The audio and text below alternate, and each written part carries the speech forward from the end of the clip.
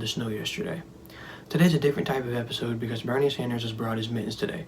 Make sure you contact Mr. Bice with the correct number of Bernies that appears throughout the episode today to win a glass water bottle.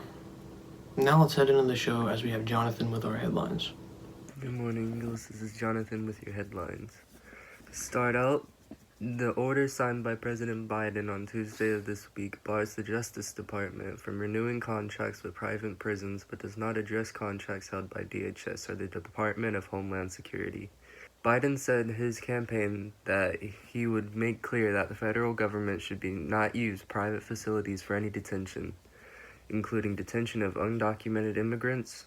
It's unclear if the administration is planning future action on the issue. On Wednesday, the Department of Homeland Security issued a threat of domestic terrorism and violence caused by extremists who were angered by the loss of President Trump and the transition of power to President Biden. The threat uses the acronym DVE, or Domestic Violent Extremists, who may have become emboldened by false narratives in the insurrection at the Capitol of January 6th. The Indiana Department of Health added 2,260 confirmed COVID-19 cases to the state's total Wednesday, raising it to 617,176. The cases were confirmed January 26th. It also added 40 COVID-19 deaths to the state's total, bringing it to 9,470. The deaths occurred January 2nd to January 26th. A Red Cross blood drive will be held Tuesday, February 2nd at Kimberlin Creek Baptist Church on 4766 East State Road 356 in Scottsburg, Indiana from 3 to 8 p.m. And as of press time, the number of assignments on ICU was 119. Seniors had 9, juniors 3, sophomores 22, and freshmen 86. Way to do your work, juniors. And that's all for your headlines. Great job handling ICU so far, juniors. Now let's head over to Emily with the sports. Hi Eagles, I'm here with your sports, and Tuesday night our boys fought hard but sadly lost against Brownstown, and Thursday night we have our girls playing Salem, along with Friday night our boys playing Salem as well. And can I get a drum roll please, because our girls recently just had the sectional draw and they drew, drum roll, Crawford County, so wish them good luck and fight hard Eagles. Back to you, Owen. Now it's time for the pieces. Let's start off with our brand new member of the Flock News team as we have Jonathan with a piece. What place did you get in the Maverick Challenge? Second place. Second place. What was your idea? It was like a company for German candy and beverages, like specialties. Ever since you came for being a transfer student, did you expect to win second place in this challenge? No, I hope not to be. Just thought it easier, but yeah, I didn't expect it. Can you give me the rundown of how your business would produce and sell your products? I would produce it in the factory locally here. I would produce the packaging.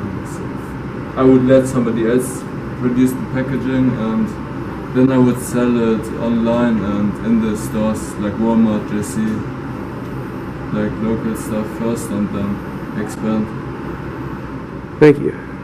So, as the teacher for the Maverick Challenge for this school,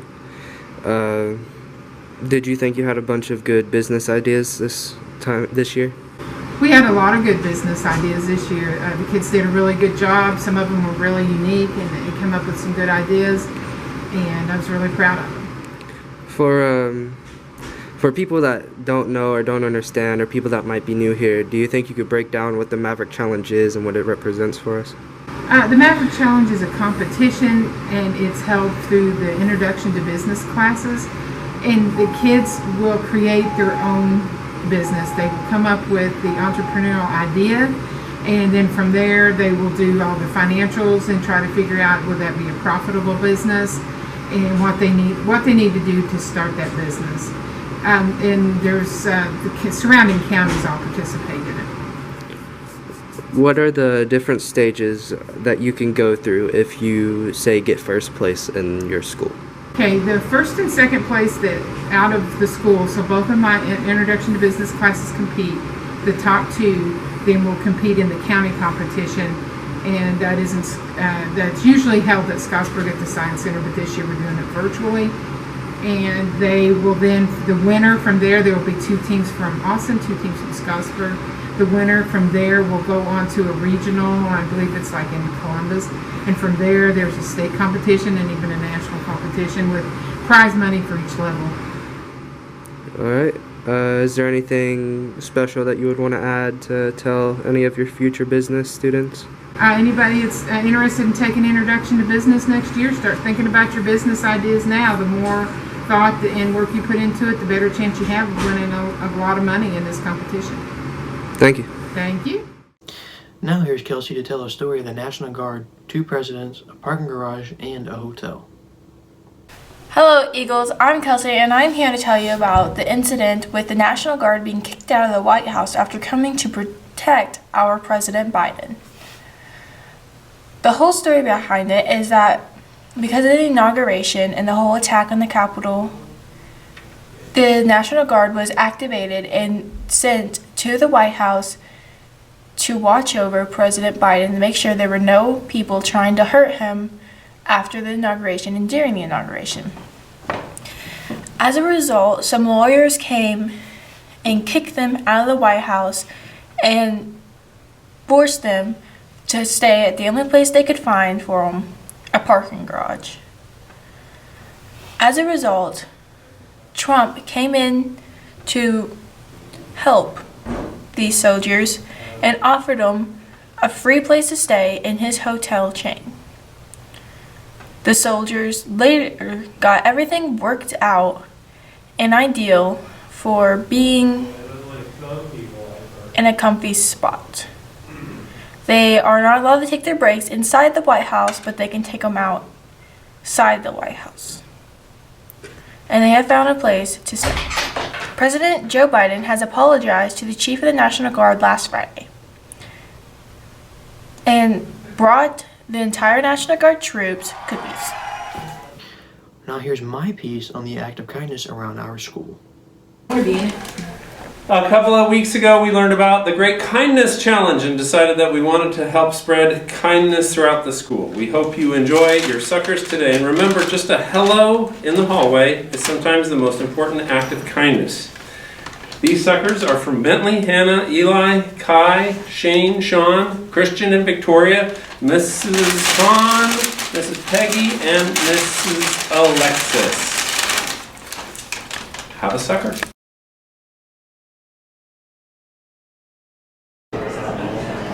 Whenever I was in Indianapolis with my aunt, there was like this homeless guy on the street. We had leftover food from the restaurant we went to, and I decided to give it to him. All right, so Caden had dropped his mashed potatoes in the lunchroom, made a mess on the floor. Brooklyn grabbed some paper towels and cleaned it up for him, helped him out. So, act of kindness, very good. Oh, thank you, Keith. That was very kind. You're welcome. The act of kindness I'd like to talk about is Isabella is always helping others out and always on task of helping with TLC, things like that. My act of kindness is I don't kill her in pride time. That is so true. My name's here, and someone's been kind to me by helping me out when I was depressed. I came to the school, and Danny's been really nice to me. He's been helping me through it all. Go Danny. I'm Josh Gabbard, and I just want to talk about how cool it was for T-Bone to step up for the band Tuesday night. He was great, and that was very kind of him to give us that opportunity to play. And I just appreciated that. Thank you. Finally, we have Emily's piece on a day in the life of the tech department. Do you prefer traditional learning or learning by technology? I prefer traditional learning because anyone can get on Google and look up anything. However, traditional learning, actually learning to read and write and understand what you're reading, is more important than anything Google will ever teach you. Boom. What do you do as a tech person? Not only do we assist students and staff with computers and devices, there's also software, hardware. If you're having any other issues, we assist those. Phones, making sure the devices are fixed when they're broken. So what precautions and how hard have you been working to make sure students are set up for online learning, and then what does that look like? A lot of our role is fixing the devices. So the biggest barrier has been getting kids to bring their devices in to fix them. A lot of that weight for curriculum is really on the teachers. Or grumble about the lack of effort the tech department puts in. What do you have to say to that? Because I know it's difficult making sure 300 kids have working devices. Well, I think we have a lot of very patient students and staff, but we have some that don't understand that we have 1,200 students and 150 staff members. So it's not really just the people in this building that we're servicing, but 3 of us are handling 1,350 people. Yes, very difficult. What kind of training do people need to become tech support? You just need Mike Trulock. Trulock taught us everything. Okay, so what training did you do? Prior to me working here, I worked at Arvin Meritor, and I did 2 summers with them in their technology department. And I was a Prosser graduate for computer programming. Okay. And then if you could tell students one thing to keep their laptops running smoothly and preventing them from coming to the office, what would it be? Please stop dropping them. Please take care of them like they are your child. Please take care of them like they are your child. Okay. So I prefer traditional learning. When it comes to teaching, at least, it takes a lot for a teacher to learn how to teach online. So if the teacher doesn't do that correctly, it's harder for students to learn. So whenever teachers go through school, they learn how to teach in a classroom. It's so much easier to do that. It's easier to connect with the students. So that's the reason why I prefer traditional learning. Traditional learning. Thanks to everyone for tuning into the Flock News today. Soar high, Eagles.